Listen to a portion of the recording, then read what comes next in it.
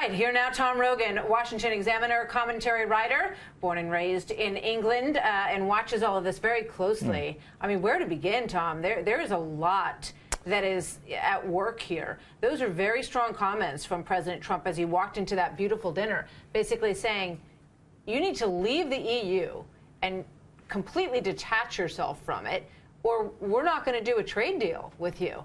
I think the ultimate question is here, Martha, what happens tomorrow in the press conference when the President and the Prime Minister, after their meeting at the British equivalent of Camp David, have a discussion with the press, and whether that comes up in the line of argument, whether they can thread the needle in terms of saying soft Brexit, in terms of saying hard Brexit, but really President Trump being able to say to Theresa May, I support your strategy, but here are my concerns about the European Union. Because if they can thread that needle, this might actually oddly help Theresa May in the sense that it will push Jean-Claude Juncker, who's really the lead on the European Union side, to say, hey, if the Americans are ganging up on the British, we're ganging up on the British, and the Americans are ganging up on us, maybe we'll throw a bone to Theresa May.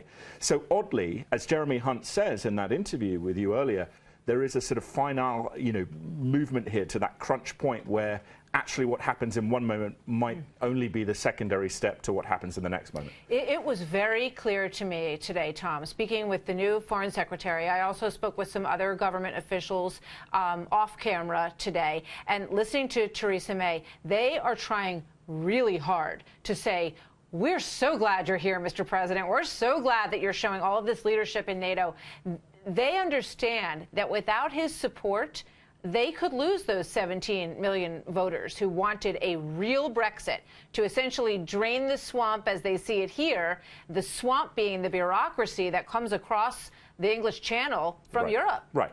Well, they do, but at the same time, they know as well that they must retain a trading relationship with the European Union. I think that's Theresa May's position, at least. Boris Johnson has a slightly different view. And the question is, does the president yield to that? I strongly suspect tomorrow, that President Trump will take a slightly nicer edge line in terms of making that argument. And ultimately, Theresa May say, look, we just need concessions from the EU. President Trump will say, yes, you do. But they put out the white paper today explaining what their plan is to the EU. This is Theresa May's plan saying, here's what Brexit looks like. Here's what we think is the best deal for the British people.